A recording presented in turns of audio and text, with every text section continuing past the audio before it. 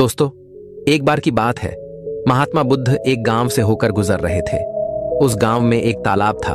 महात्मा बुद्ध और उनके सभी शिष्य तालाब के पास आकर रुक गए। तभी वहां पर एक लड़का अपनी मां के साथ पानी भरने आया। उस लड़के की नजर महात्मा बुद्ध पर पड़ी।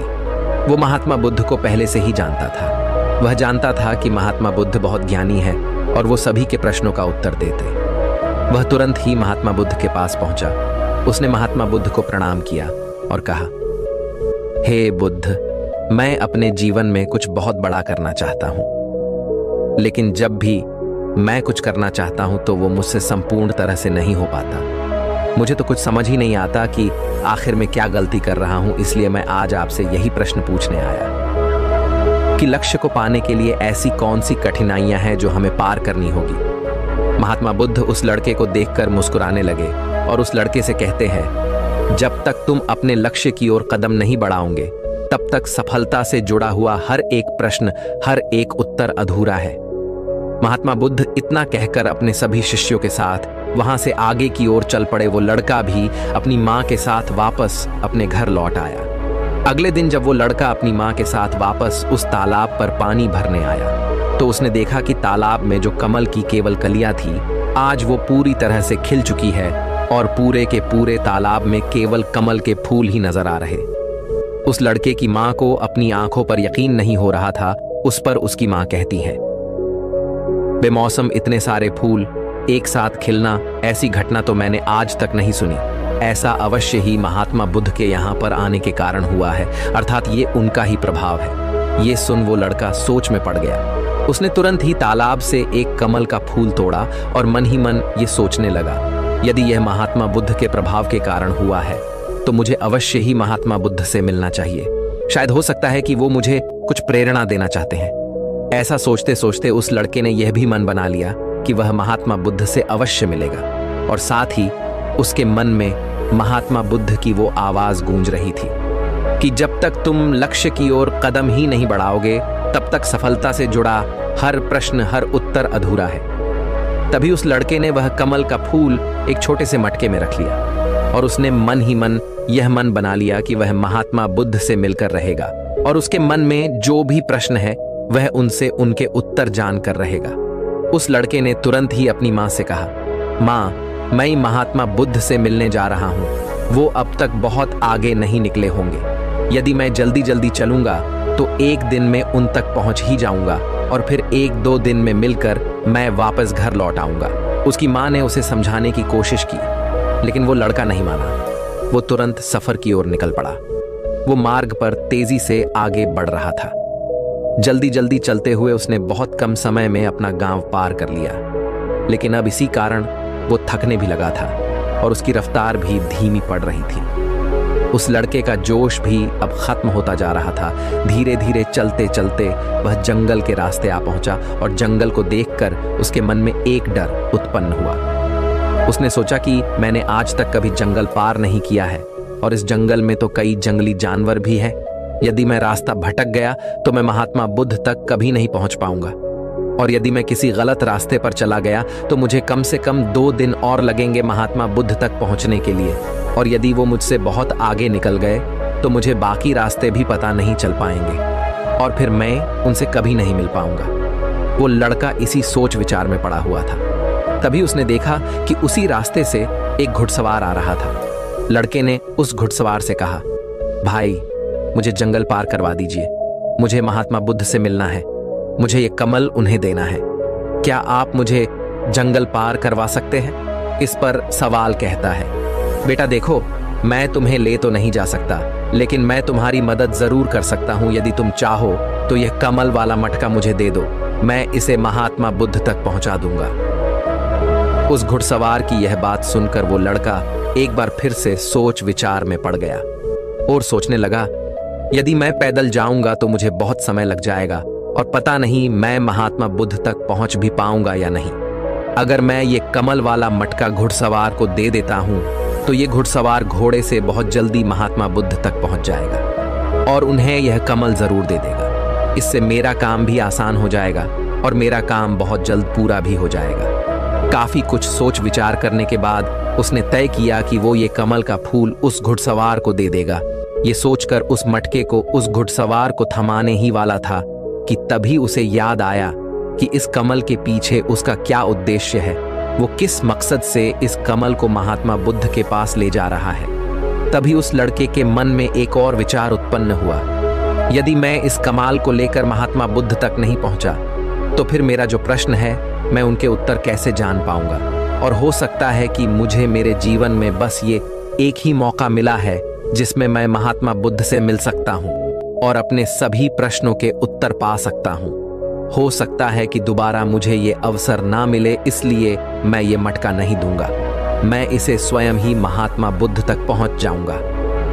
काफी कुछ सोच विचार करने के बाद उसने घुड़सवार से कहा, देखिए, ये मटका तो मैं खुद ही उन तक ले जाना चाहता हूं, क्योंकि मेरा उनसे मिलना बहुत जरूरी है। मेरे मन में कई प्रश्न हैं जो मैं उनसे जानना चाहता हूं, इसीलिए यह फूल मैं ही उन्हें दूंगा। इसलिए कृपया करके मुझे जंगल से बाहर निकलने का रास्ता बता दीजिए, मैं स्वयं ही चला जाऊंगा। इस पर उस घुड़सवार ने उस लड़के को जंगल से बाहर जाने का रास्ता बता दिया और उस मार्ग पर आगे की ओर बढ़ चला।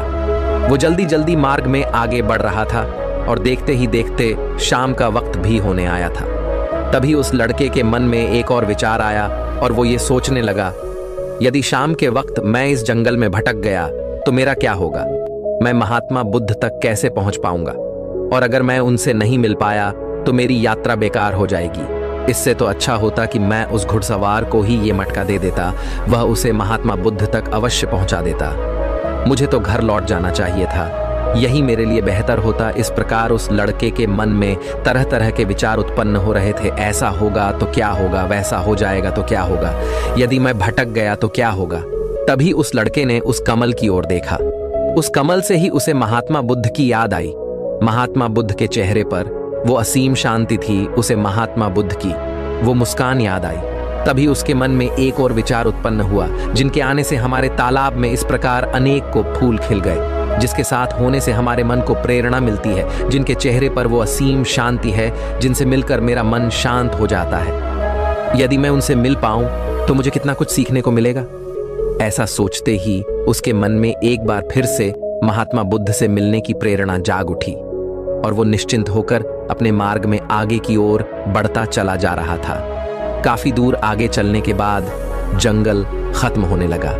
तब उसने महसूस किया कि जब जब वो अपनी इस यात्रा का उद्देश्य याद करता है, जब ये याद करता है कि वो महात्मा बुद्ध से क्यों मिलना चाहता है, तब तक उसके राह की मुश्किलें कम होने लगती है। और यही वास्तविकता है, यही हम सभी के साथ होता है, फिर चाहे वो कोई छात्र हो या फिर व्यापारी। जब जब इंसान खुद पर शक करता है, खुद पर संदेह करता है, तब तक वह रुकावटें बड़ा रूप ले लेती है। और जब हम अपने लक्ष्य को याद रखते हैं, अर्थात अपना उद्देश्य याद रखते हैं, तब तक वो रुकावटें हमारे सामने छोटी पड़ जाती है और हम उसे आसानी से पार करके अपने लक्ष्य की ओर आगे बढ़ चलते। इस पर उस लड़के ने ये महसूस किया कि उसे अपना लक्ष्य याद रखना है, उसे अपना उद्देश्य याद रखना है और छोटे छोटे कदमों से आगे की ओर बढ़ते जाना है। उसके बाद उस लड़के ने सारी चिंताएं छोड़ दी। वह केवल सफर पे आगे की ओर बढ़ता जा रहा था, लेकिन इस बीच वो चलते चलते काफी थक चुका था। और जैसे ही उसने जंगल पार किया, तभी जंगल के ऊपर उसे एक छोटी सी कुटिया नजर आई। वहां पर एक सुंदर स्त्री रहती थी। लड़का काफी थक चुका था और उसे बहुत जोरों की प्यास लगी थी। वो लड़का उस कुटिया में गया। वहां पर उस स्त्री से उसने पानी मांगा। इस बार उस स्त्री ने उस लड़के को पानी पिलाया। तभी वह स्त्री उस लड़के से कहती है, आखिर तुम महात्मा बुद्ध से क्यों मिलना चाहते हो? इस पर वह लड़का कहता है, मेरे मन में कुछ प्रश्न हैं और मैं उन प्रश्नों का उत्तर जानना चाहता हूं और मेरे पास केवल ये एक ही अवसर है, इसलिए मुझे उनसे मिलना ही है। वह लड़का उसी तरह से अपनी बातें कर ही रहा था। उधर दूसरी तरफ उस स्त्री के मन में उस लड़के के प्रति प्रेम जाग रहा था कि उस लड़के को पसंद करने लगी थी। वो लड़की उस लड़के को रोकना चाहती थी। वो उससे कहती है, आज की रात तुम यहीं रुक जाओ, वैसे भी शाम होने को है और बहुत जल्द रात भी हो जाएगी। ऐसे में तुम कहाँ जाओगे? इससे अच्छा है आज तुम यहीं पर रुक जाओ। आज हमारे बगल में ही शादी है, वहां पर नाच गाना होगा, खाना पीना होगा, बहुत मजा आएगा। इसलिए आज रात तुम यहीं पर रुक जाओ। उस स्त्री के मुख से यह सुनकर वो लड़का यह समझ चुका था कि यह स्त्री मुझे पसंद करती है और वह बहुत सुंदर भी है। उसकी सुंदरता को निहारते हुए वो लड़का मन ही मन ये सोच रहा था कि यदि मैं इस तरह से दोस्ती कर लूं तो मेरा जीवन तो समझ जाएगा, मुझे जीवन का मजा आ जाएगा, और वैसे भी आज रात तक तो मैं महात्मा बुद्ध से मिल भी नहीं पाऊंगा, तो क्यों ना मैं यहीं पर रुक जाऊं।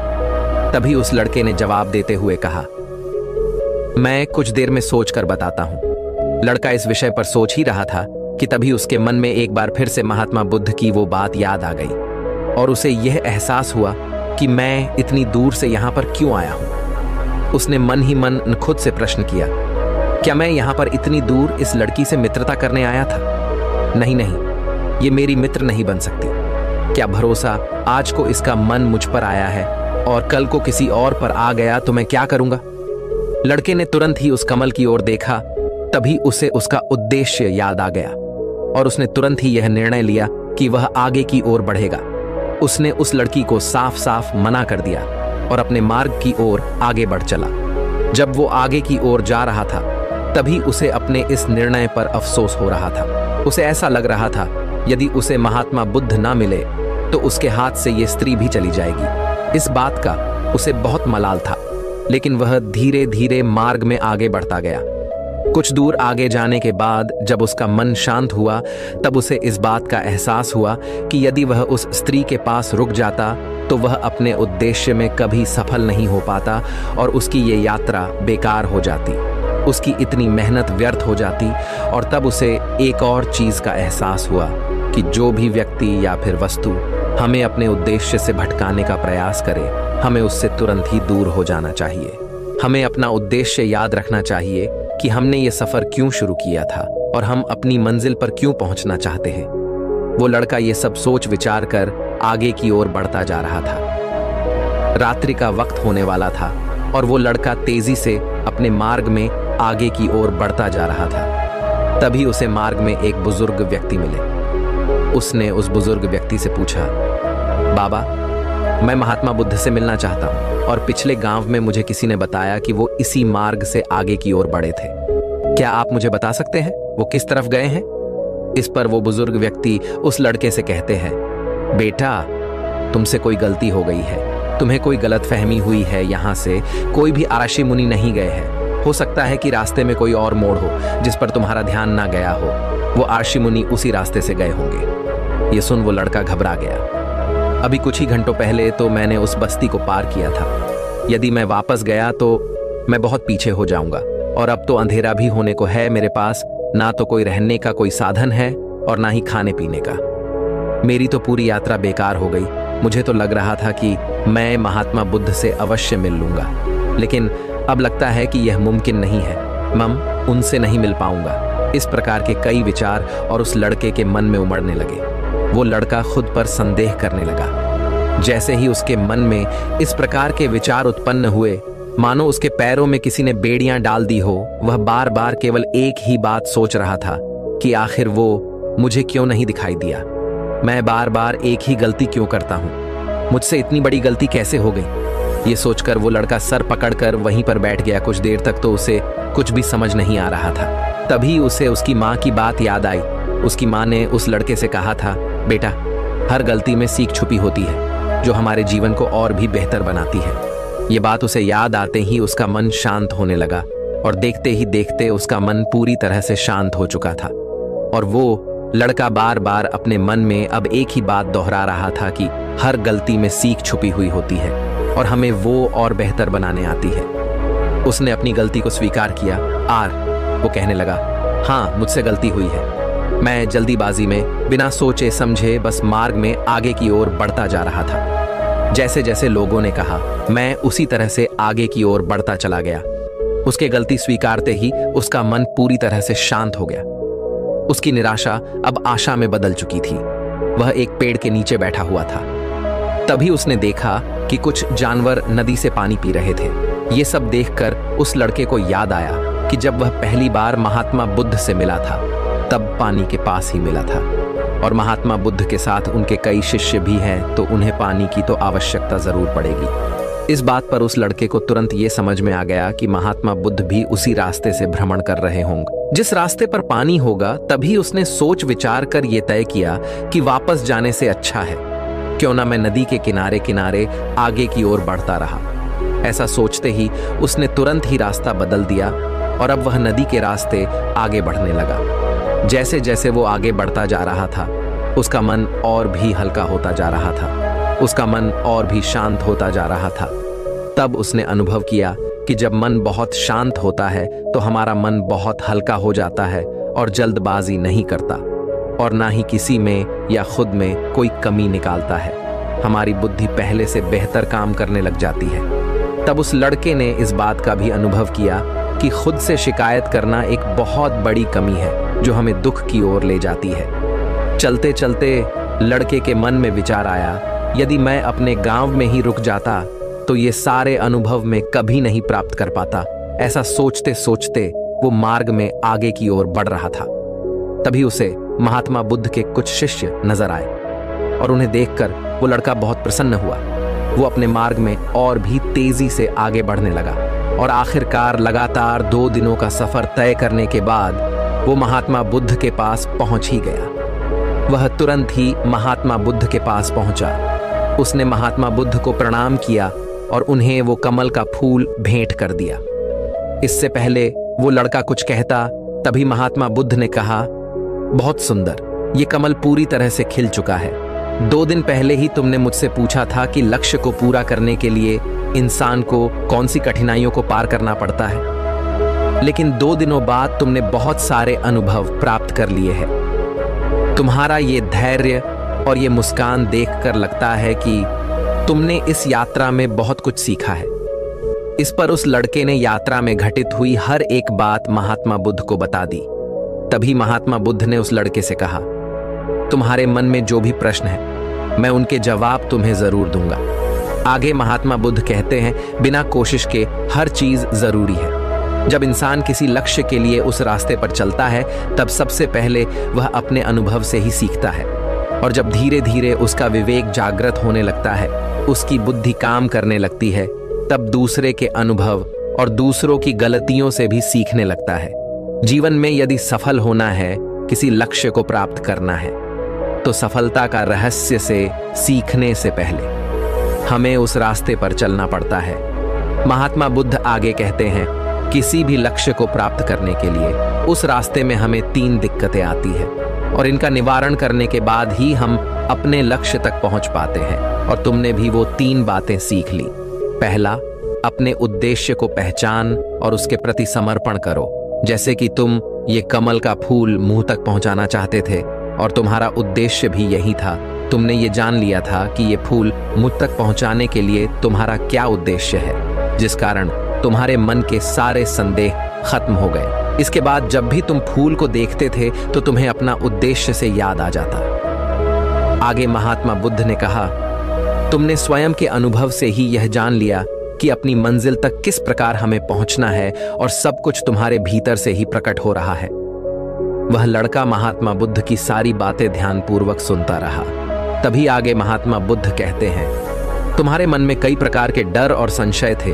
पता नहीं तुम मुझ तक पहुंच पाओगे या नहीं, पता नहीं तुम जंगल पार कर पाओगे या नहीं, क्योंकि तुमने आज से पहले कभी जंगल पार नहीं किया था और रास्ते में तुम्हें तरह तरह की रुकावटें भी झेलनी पड़ी। और जब हमारे रास्ते में तरह तरह की रुकावटें उत्पन्न होती है, तब हमारा मन बाधित होने लगता है, हमारा मन भटकने लगता है और हम अपने लक्ष्य से भटक जाते हैं। लेकिन जब हम अपना सारा ध्यान रुकावटों से हटाकर अपने उद्देश्य पर लगाते हैं, तो सारी रुकावटें खुद ब खुद छोटी पड़ने लगती है और हम उन्हें आसानी से पार कर ले जाते हैं। शुरुआत में हर किसी की यही समस्या है कि वह यह नहीं जानता कि आखिर वो सफल क्यों होना चाहता है, क्यों वो कुछ करना चाहता है। इसी कारण उनके सामने परेशानियां भी बहुत ज्यादा होती हैं और वह उन परेशानियों के सामने घुटने टेक देते।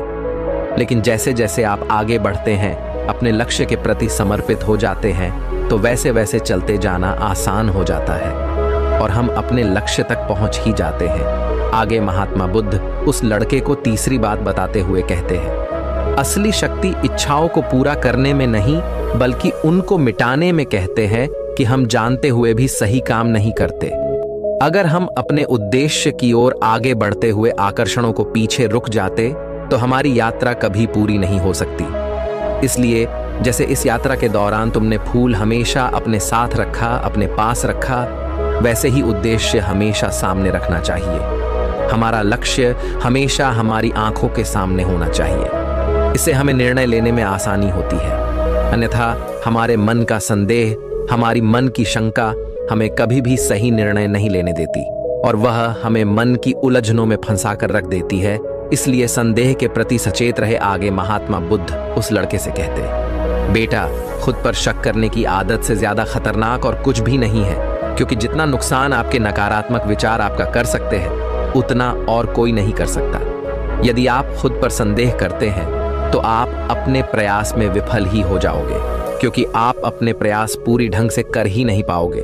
आप उससे बचने का प्रयास करोगे और जब तक हम अपनी गलती नहीं पहचानते तब तक हमें वो बात परेशान करती रहती है, वो हमें कमजोर बनाती रहती है। हमारे मन में केवल एक ही विचार चलते रहते हैं कि आखिर हमसे ये गलती क्यों हुई, मैं इतना नादान, इतना कमजोर कैसे हो सकता हूँ, और अगर मैं आज इतना कमजोर हूँ, मैं आज उस काबिल नहीं हूँ, तो मैं आगे चलकर क्या कर पाऊंगा। तो इसलिए अपने आप को यह याद दिलाओ कि हर गलती में सीख छुपी हुई है और उससे सीख कर ही हमें अनुभव मिलता है और उस अनुभव से ही हम अपने लक्ष्य तक पहुंच पाते हैं। सबसे पहले अपने मन को शांत करो, बुद्धि और विवेक का प्रयोग करो और उद्देश्य की तरफ आगे बढ़ते चलो। सिर्फ इसी तरह से आप किसी भी चुनौती का सामना कर सकते हैं और बड़े से बड़े लक्ष्य को भी आसानी से हासिल कर सकते हैं। इतना कहकर महात्मा बुद्ध शांत हो गए और उस लड़के को भी महात्मा बुद्ध की सारी बातें अच्छी तरह समझ में आ चुकी थी।